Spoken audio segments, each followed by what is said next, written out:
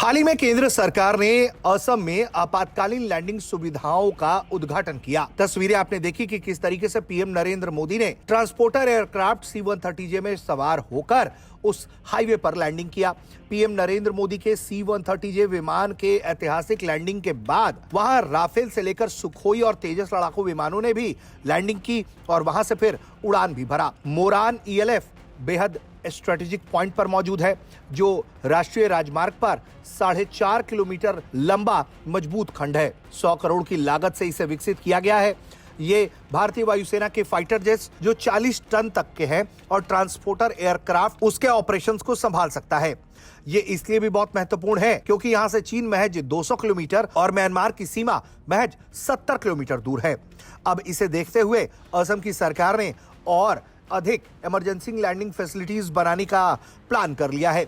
असम के मुख्यमंत्री हेमंत बिस्वा शर्मा ने तुरंत इस उद्घाटन के बाद केंद्र सरकार को और अधिक आपातकालीन लैंडिंग सुविधाओं से लैस करने के लिए मांग किया है और पत्र लिखा है। उन्होंने कहा है कि राज्य में उन्हें और ऐसे इमरजेंसी लैंडिंग फैसिलिटीज चाहिए क्योंकि ये भारत को नॉर्थ ईस्ट में अपनी पकड़ मजबूत करने की एक बढ़िया रास्ता मुहैया कराते हैं।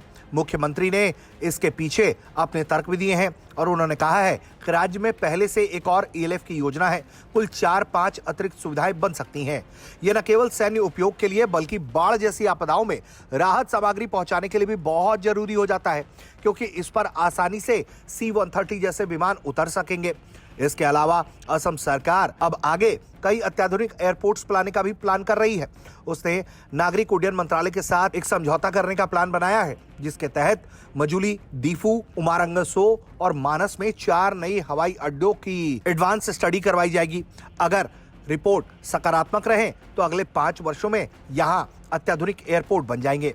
रणनीतिक स्तर पर गोहपुर नुमालीगढ़ के बीच ब्रह्मपुत्र नदी में 34 किलोमीटर लंबा भारत का पहला twin tube road cum rail under water tunnel भी मंजूर हो चुका है। ये दूरी को 240 किलोमीटर से घटाकर 34 किलोमीटर कर देगा। युद्ध में पुलों के नष्ट हो जाने पर भी कनेक्टिविटी भारत बनाए रख सकेगा। वहीं चिकन नॉक कॉरिडोर को लेकर भी अंडरग्राउंड हाईवे और रेल नेटवर्क की योजना चल रही है जो पूर्वोत्तर को मुख्य भूमि से सुरक्षित तरीके से जोड़ेगी। असम के मुख्यमंत्री का मानना है कि असम को युद्ध की स्थिति में बैकअप राज्य के रूप में विकसित किया जा सकता है, जबकि अरुणाचल में सीधे बॉर्डर प्रोजेक्ट्स हैं।